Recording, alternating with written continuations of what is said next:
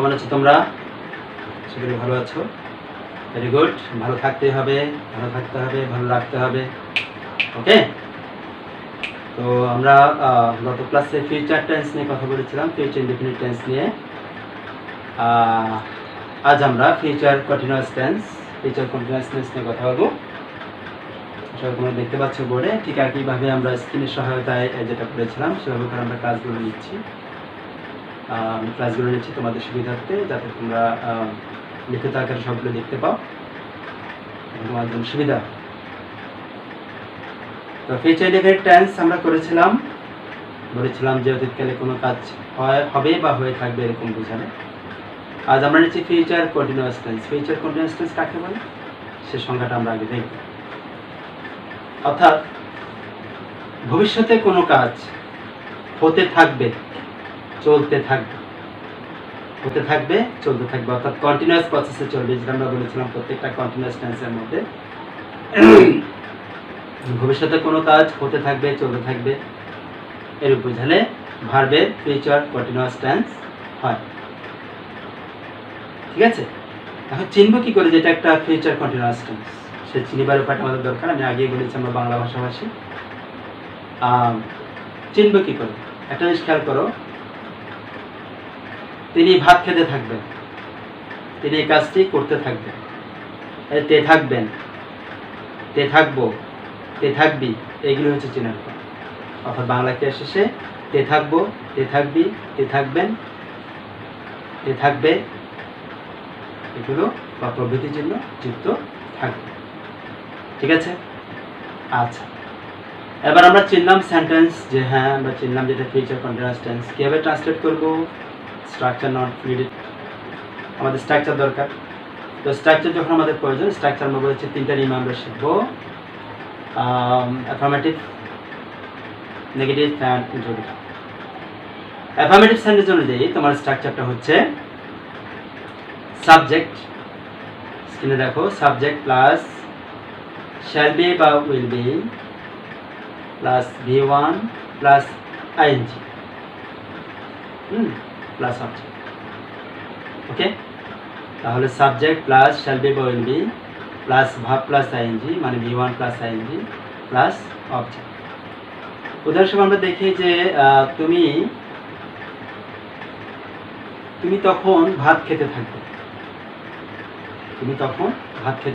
তখনটা না দিলেও পারে। তুমি তখন ভাত খেতে থাকবে, তখন দিলে সুন্দর হয়। তাহলে সাবজেক্ট ইউর সাথে শ্যাল বি না উইল বি, আমি এটা এখানে জোর দেইনি, সুতরাং উইল বি হবে। তাহলে ইউ উইল বি, ইউর সাথে উইল বি হবে। এরপর ভার্ব প্লাস ING, ভাত খেতে থাকবে, তার মানে খাওয়া, ইংরেজি হচ্ছে ইট, ইটের সাথে ING করলে হবে ইটিং। তাহলে ইউ উইল বি ইটিং ভাত, মানে rice, you will be eating rice, তুমি ভাত খেতে থাকবে। ওকে, তারা মাঠে কাজ করতে থাকবে, they will be working in the field, they will be working in the field, work plus ING, কাজ করা ওয়ার্ক। ওকে, আচ্ছা, বৃষ্টি হতে থাকবে, it will be raining, it will be raining, there it will be raining, বৃষ্টি হতে থাকবে। এবার আসলে নেগেটিভ সেন্টেন্সের ক্ষেত্রে স্ট্রাকচারটা কেমন হয়? একই রকম, সাবজেক্ট প্লাস শ্যাল বি বা will be plus not plus V1 plus ING plus object. ঠিক আছে, স্ট্রাকচার দেখলাম। এবার আমরা উদাহরণ দেখি একটু, যে তুমি ঘুমোতে থাকবে না, তুমি ঘুমোতে থাকবে না, এই উইল। এবার এখানে দেখো, শ্যাল বা উইল প্লাস নট, এই উইল। একটা জিনিস খেয়াল করো, আমি স্ট্রাকচারের ভিতরে একটু গন্ডগোলটা হয়েছে এখানে, তোমরা বুঝে নিও যদিও। সেটা হচ্ছে সাবজেক্ট প্লাস শ্যাল বা will plus not plus be. Okay, subject plus shall বা will plus not plus be হবে। শ্যাল বা উইল বি পরে নট হবে না, কিন্তু শ্যাল বা will plus not plus be. তাহলে এখানে কি হবে? এই ভাব থেকে থাকবে না। You will not be eating rice, তুমি ঘুমোতে থাকবে না। You will not be sleeping, তারা মাঠে কাজ করতে থাকবে না। দে will not be doing working in the field. ঠিক আছে, বৃষ্টি হতে থাকবে না। It will not be raining. কথাটা কি ক্লিয়ার? অর্থাৎ শ্যাল বা উইলের পরে নট, তারপর বিটা চলবে। আচ্ছা গেল। এবার আসো ইন্টিগ্রেটিভ সেন্টেন্সের ক্ষেত্রে কি হয়? ঠিক একই রকম নেগেটিভ সেন্টেন্সের মতোই শ্যাল বা উইলটাই আগে আসবে, অক্সিলারি ভার্ব হিসেবে শ্যাল বা উইল প্লাস সাবজেক্ট। খেয়াল করেছো? প্লাস বি, শ্যাল বা will plus subject plus be plus V1 plus ING, মানে verb plus ING plus object. এবার এটাকে যদি আমি একটা উদাহরণের মাধ্যমে দেখাতে চাই,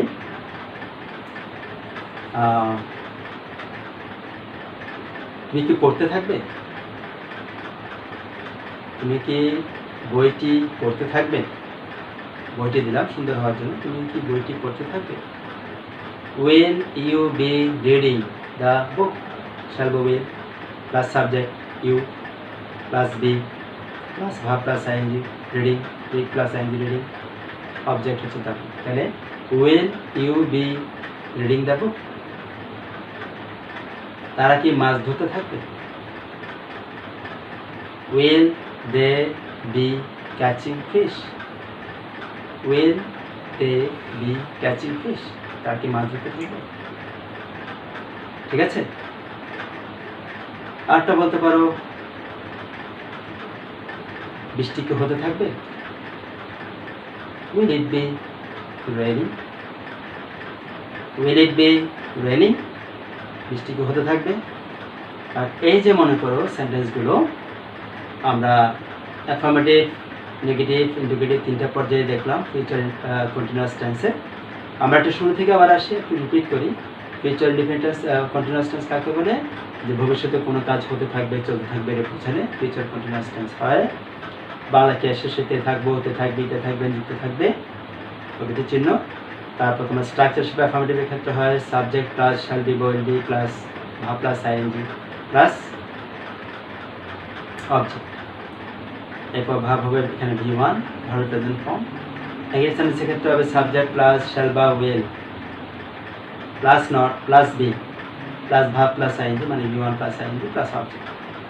এবং ইন্টিগ্রেটিভ সেন্টেন্সের ক্ষেত্রে হবে সেই একই রকম শ্যাল বা will plus subject plus be plus V1 plus ING plus object. Clear? তাহলে এই হচ্ছে মূলত ফিউচার কন্টিনিউয়াস টেন্স। ওকে, ভালো করে বইতে আবার ভালো করে দেখে নেবে। হ্যাঁ, আমাদের যে সহায়ক বইতে দেওয়া আছে তারা ভালো করে দেখে নেবে। চর্চা করতে হবে, টেন্স চর্চার বিষয়। চর্চা যত কম হবে তত টেন্সে তুমি পিছিয়ে পড়বে, আর যত বেশি হয় এটা তোমার জন্য তত বেশি না। এবং এই ক্ষেত্রে টেন্স এমন একটা বিষয়, তোমার এই টেন্সে তুমি যদি পারদর্শিতা অর্জন করতে না পারো, তার সাথে যদি কনভার্স করতে যাও তুমি কিন্তু থেকে যাবে। সেক্ষেত্রে অবশ্যই তোমাকে মনে রাখতে হবে tense is the part of English knowledge 100%। তো সেক্ষেত্রে তুমি কার ভালো মতো চর্চা করবে। এবং সেই আবার পুরনো কথা 5-5-5 3-5 15টা সেন্টেন্স অ্যাফার্মেটিভ, নেগেটিভ, ইন্ডিকেটিভ থেকে তোমরা 3-5 15টা সেন্টেন্স করে যদি অ্যাসাইনমেন্ট জমা দাও, আমি বেশি খুশি হবো। তোমাদের কাজ হবে, শেখাও হবে। ঠিক আছে? তো তোমাদের সাথে পরে দেখা হবে আর কোনো টেন্স নিয়ে, টেন্সের অংশ নিয়ে। সেই পর্যন্ত ভালো থাকো, সুস্থ থাকো, নিরাপদে থাকো, বাসায় থাকো। ওকে, থ্যাংক ইউ ভেরি মাচ।